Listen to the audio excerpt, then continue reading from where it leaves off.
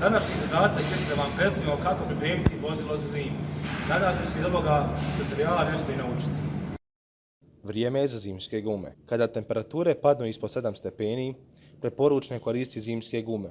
One bolje prijanjaju kako na klize površine, tako i na zaleđen asfalt, što smanjuje zaustavni put. Nemojte kupiti najjeftinije gume koje možete naći. Umjesto toga, izaberite gume koje imaju najbolje recenzije. Zapamtite, gume su jedini kontakt između vašeg auta i puta. I nemojte se igrati sa tim.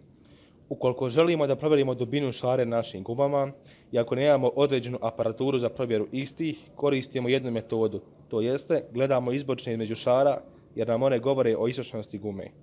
Važna stvar koju trebate provjeriti jeste razina tekućine za hlađenje.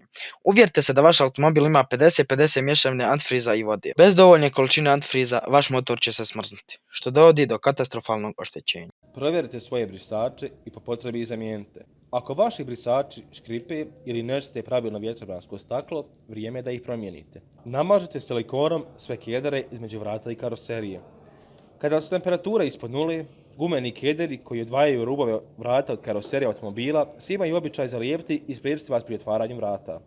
Ovu pojavu možete izbjeći tako što ćete poprskati silikonom sve kedere između vrata i karoserije i samim tim smo spriječili da se zalijepe. Poprskajte bravu grafitom kako bi se spriječili zamrzavanje. Zamrzavanje je prirodan neprijatelj ulaza za vaš ključ.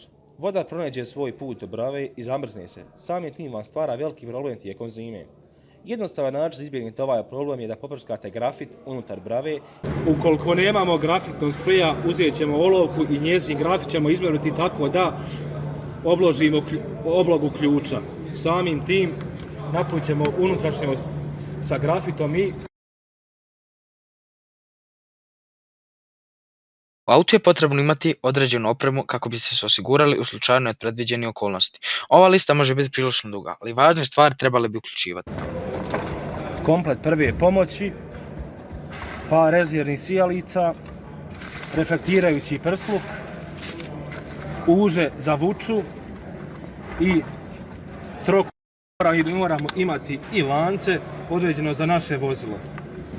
Do nekih saobraćajnih nesreća moramo imati atestovan i ispravan požarni aparat. Također i neophodno je da imate barem 1 litar vode u vašem vozilu. I u obaveznu opremu spadaju originalan i ispravan rezervni točak sa pripadajućim alatom.